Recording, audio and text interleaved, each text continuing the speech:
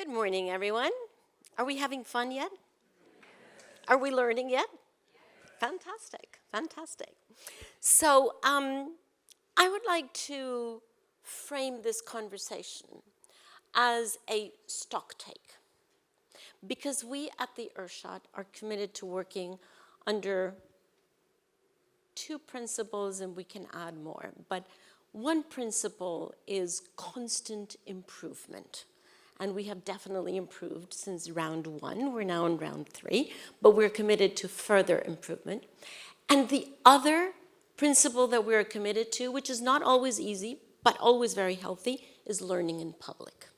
So with everybody's permission, we are going to dedicate this conversation to constant improvement and how do we learn in public in front of all of you.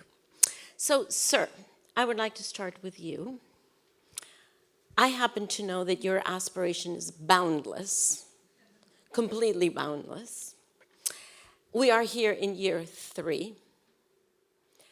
I would love to know, after last night, after launching Launchpad, after this Earthshot Plus conversation, etc., what 3 thoughts are going on in your head that tell us, we're 3 years in, but we still have 7 years of improvement to go. So what are you, and team, take note. This is the boss speaking now, okay? I won't tell you all my thoughts, but I'll share the ones I can. I think, where to start with that question? I think, as you said, Christiana, it's important that we're constantly evaluating what we're doing. And sitting here after last night's award ceremony, the team were asking me this morning, how do you feel? How do you think last night went? And I'm not this kind of person who sits back and says, that was great, pat on the back, well done. Obviously, I say that to the team, and they've done a brilliant job, but I'm always striving for more and being more ambitious, particularly when it comes to such an important topic. And I think, as I reflect this morning, I am really proud of where we are now after 3 years. And I have to keep reminding myself, it has only been 3 years. And to take a seed of an idea to being, a global climate and environmental prize in 3 years is a big deal. And it hasn't been easy, and it's ambitious, and all the daunting side that comes with it. But equally, we're on a journey. And we have got this period of decade of change over these next 10 years to really make an impact, make progress, and remind people what's going on around them. Whether you live in the global south, the global north, west, east, north, south, this all affects us. And my job is to listen. My job is to learn. I get to meet so many amazing people like Brandon and others who give me the inspiration and give me the ideas to push more, to help them. And I see myself as the glue that brings these brilliant people together and allows them to have the best possible chance to have impact, to have change, to motivate, inspire, and ultimately make what we're trying to do better and better. Okay.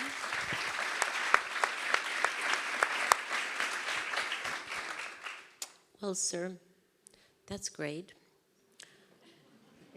But I haven't heard any instructions for improvement yet in that. Are you ready to give us more instructions for improvement? I think, so impact is the buzzword that Hannah and I keep talking about, and I've been at Hannah's heels since she first came into the Earthshot. I said, yeah, I know the award ceremony, but what about the impact? So I think over the next few years, we're going to go from being a prize to becoming a platform, as you're hearing today with Launchpad, to becoming a movement. And I think that's kind of where we'd like to head. You've got to do this sequentially, and you've got to bring people with you. And the key thing I love about the Earthshot is it's about optimism, it's about hope. Brandon and people, all in the finalists, they bring that optimism, they bring that hope. And right now we need a lot of that. And I think the more we see it move around the world, the more I get a feel of just how impactful it's being. And from there, we can then refine, we can define, we can change, and we can move different dials. But ultimately, if people don't hear about the Earthshot and they don't understand it, then it's harder to bring people with you. So as much as the last 3 years has been about building the airplane, as Hannah keeps describing it, she said, I've been building an airplane, I've been flying it, I've been serving the drinks, and now I'm doing the landings. It's kind of all been head on fire moment for the last 3 years. But I feel this year with Singapore, we can start to look more ahead, and we're getting ahead of ourselves now, which is quite exciting because we can actually plan for what's going to come next. And I want each country to surprise us. This is a competitive thing. Everyone loves a bit of competition, so I want where we go next to be, see Singapore and go, do you know what, we can do better than that. Because ultimately that's what we want to see. We want to see better solutions, we want to see better impact, we want to see more of it, and we want to see it faster. Well, what I hear from you is a desire for Earthshot to be more contagious. And one very good bit of news for you, sir, is that I will now ask for a list of our growing global partners to be flipped up on here on this stage, because it is amazing. Take a look at this.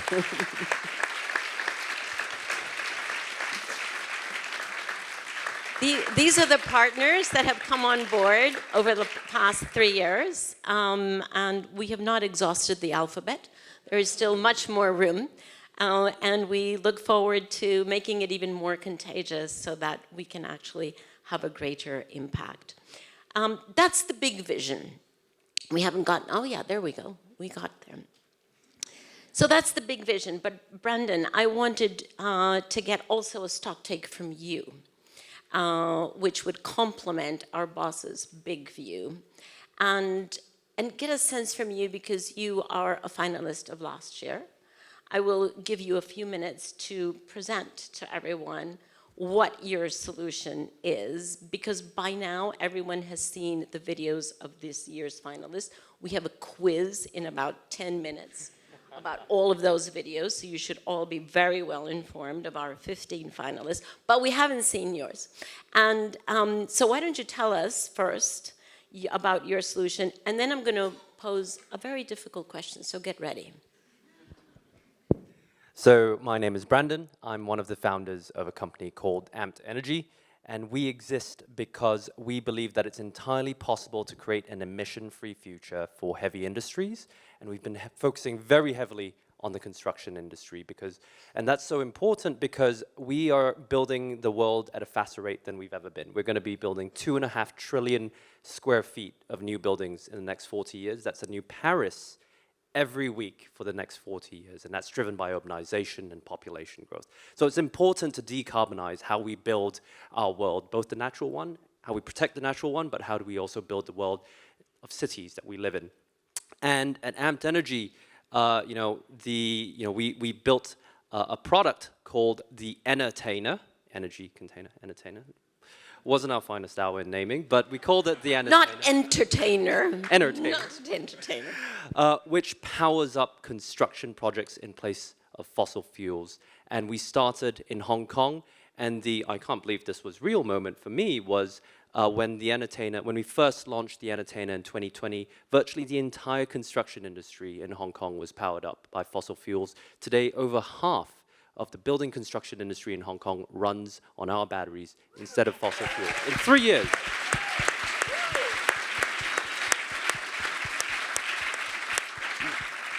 And we've since grown to Singapore. So Singapore is very much our base in Southeast Asia, and we're supported by incredibly supportive environments from Temasek and a lot of the projects that Temasek are building in Temasek's organizations with contractors such as Kim Lee Construction and Woh Hup Construction, who have been really supporters of what we've been trying to do and trying to get our products out into the market. We've since also expanded into Australia, the United Kingdom, the UAE, and most recently the United States. So we've been really trying to scale the organization as quickly as we can over the past 3 years. Great, very exciting. So Brandon, here's the difficult question. Our boss is always asking, what impact, this is his favorite word in case you haven't gotten the message, right? What impact are we having on all of these wonderful people? So you've just given us an example of how you have grown. How did coming into the Earthshot family help to accelerate that success and that impact? And the trick to that question is that if you say it had absolutely no impact on our success, that is not going to reflect badly on you. That reflects badly on us and the team. So you better be very careful about the answer. I'm on record. No, you know, you mentioned the word family. And I think of the Earthshot Prize as a team, as a family, as a community, as a movement, as a platform. It's all of those things. And all of those things are needed for organizations like us and all the finalists this year and of years past to really scale and grow. And the reason why all of that's needed is because it's so hard. Right? And it's hard because it's not one challenge that we have to surmount. If it was one challenge, that would be easy. You surmount that challenge, and next thing you know, you're scaling like crazy. It's hard because it's so many different things, and the Earthshot Prize is trying to build systems to address all the different challenges that the organizations like us face. And just to give it, you know, I think for us, we're slightly later stage as an organization, but for us, what has been most valuable has been the network that we've been able to access through the Earthshot Prize. So we were in New York for the Innovation Summit in September, and one of the things that came out of that for us was we're trying to sort of expand and grow in the United States, and no one knows us in the United States. We're new in the US. And the Earthshot Network has really just helped to accelerate that through the warm introductions that have come through Kevin Sheekey, through Mike Bloomberg. You know, we got introduced to Robert Spire from Tishman Speyer, one of the largest real estate developers in the United States. And all those warm introductions just speeds up the process of scaling our solutions, and speed is what's needed for addressing a lot of the issues that we're trying to address at the Earthshot Prize. Indeed, speed and scale, absolutely. So, a question for both of you to finish our conversation, and I will ask you first, Brandon, and again, always give the last word to the boss. Of course. She's never this accommodating.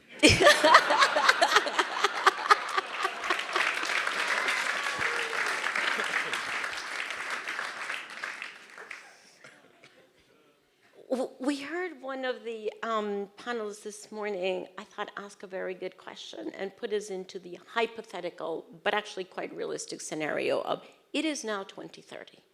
It's going to be there before we know it, very quickly. Where are you in 2030? Amped would be in all the continents on the planet where there's substantial human civilizations. The construction, what we've done in Hong Kong, we would have replicated across major cities all around the world, so at least half the construction projects and how we build our cities are powered up by clean energy instead of fossil fuels. You know, we're sort of punching well above 100 million tons of carbon abated. And we're not just thinking about construction, but we're thinking a lot more about all the industries that are still heavily reliant on fossil fuels for their own energy requirements. So we're looking at marine, we're looking at the oil and gas industry and decarbonizing their operations. We're looking at mining as well. It's a very interesting sector that's still very heavily reliant on fossil fuels. Are you looking at the hard to abate? Are you looking at cement, steel? We're looking at powering cement as well. Right. So we're trying to see what we can do to actually power the operations, cement manufacturing operations as well as part of the solution. So yes, all the hard to abate sectors where the solution isn't obvious. Ah, Brandon, the power of words. Henceforth, we're not allowed to say the hard to abate. We're henceforth going to call them the have to abate sectors. There we go. Sir, the last word goes to you. Where are we in 2030? Yes, sir. So I think for 2030, bear in mind it is only 7 years away, time is of the essence. I think for Earthshot, it's been around the globe. We've managed to hit all the places we want to go to. People know about Earthshot. On top of that, the impact from the finalists, the winners, we'll have thousands and thousands of them by that point in the Earthshot family.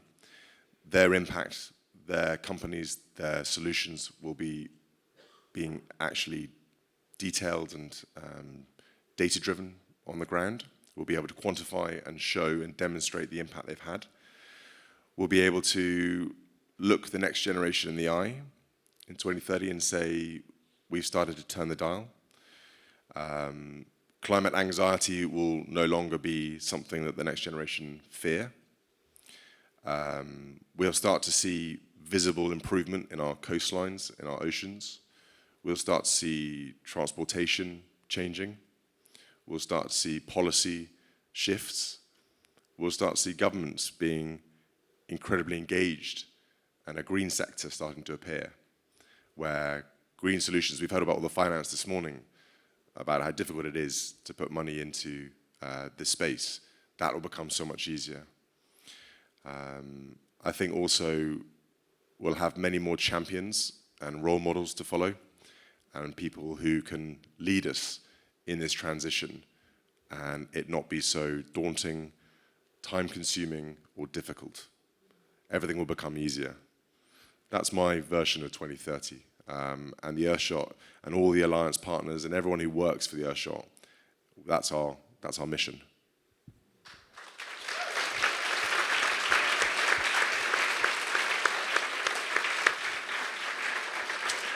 So folks, you heard it here. That is the Earthshot mission and vision. And we look forward to celebrating that vision, having accomplished it in 2030 with all of you. Thank you very much.